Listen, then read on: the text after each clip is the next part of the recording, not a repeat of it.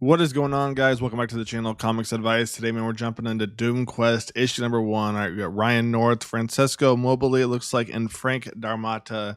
Let's get into this. So we kick it off with Mr. Victor Don Doom, aka Dr. Doom, sitting in his throne, and we hear Sire from across the room. Dr. Doom says, speak. He's like, I have the latest national analysis you asked for, including international comparisons. Latveria continues to find herself challenged. Now, obviously, Dr. Doom doesn't want to hear that about his city, right?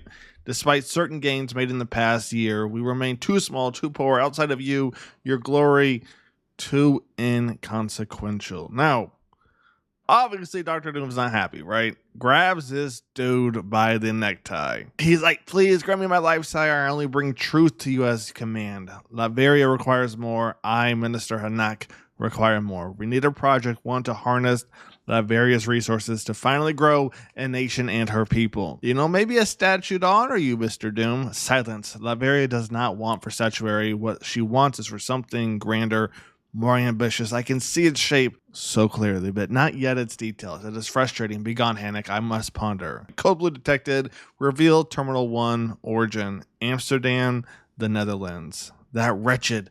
Minds of Tomorrow summon impossible. They refuse Doom and yet leap to accommodate his lesser Richards. We're talking about Reed Richards right here.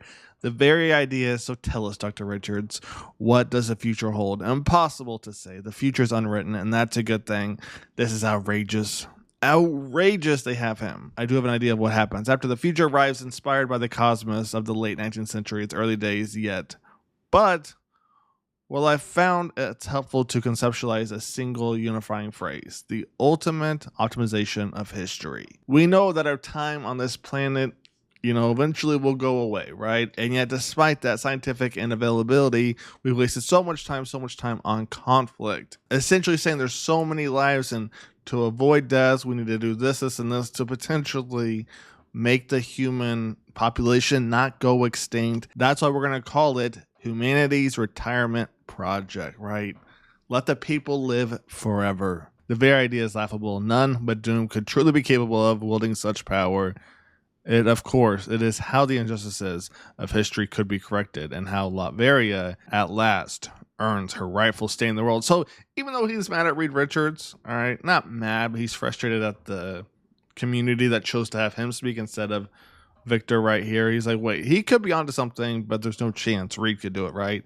That's something for me right here. They build at speeds not seen in generations, all while Doom is creating new technologies years beyond the global state of the art. Latverians call it the Doom engine. Nobody outside their nation even know it exists. And at last we see the Doom machine right here. The Doom engine exists.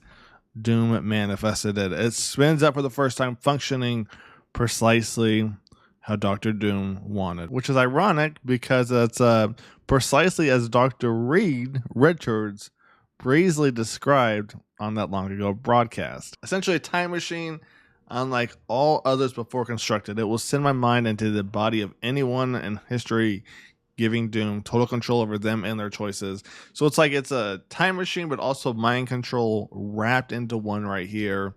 This is how Latveria became glorious. My first stop, the Paris Peace Conference of 1919, where Latverian land was ceded at the stroke of a foreign pen by men who could not care for her people, nor her culture, nor her dignity. I shall, and I get an alert right there, borders compromised, no, no, no, no, no. And we see what it is. You got Doctor Strange, She-Hulk, Captain America, Spidey. And Cap's like, he's going to know we're coming by now. Expect fire shortly, everyone. He's caused blackouts across most of Europe. There's but one use for this much power. I don't know how he's done it, but I believe Victor's built a time machine I only dare speculate about. Our best hope is to stop him before he can use it. Dr. Doom sees this. He's like, oh no, activate all Doombots, Hanak. He's like, all sire. And Victor is like, every single one. He's like, as you command. And Spidey's like, Doombots, at least we know not to hold back. Yeah, Spidey wasn't really planning to. So Spidey was probably taking it as a joke. Iron Man's like, yeah, that was never the plan. And then we got Captain America and Iron Man right here. And they're like, these Doombots, they're fighting dirty. Like their lives depend on it. This isn't normal. Yeah, Reed warned us they might come out as hard. But that's the role of decoys, isn't it? Take the hits and hope the others are having a lot more luck than we are. So we see they're basically surrounded right there. And then we jump to right here, right? So looks like the Human Torch, Invisible Woman snuck past the decoys, right? He's like, the insolence. Doom, come on. You have to expect a little bit from us by now. And Vic essentially says, right, Invisible Woman, Human Torch, you clearly have no idea what you're standing in the way of, what I'm capable of doing, right?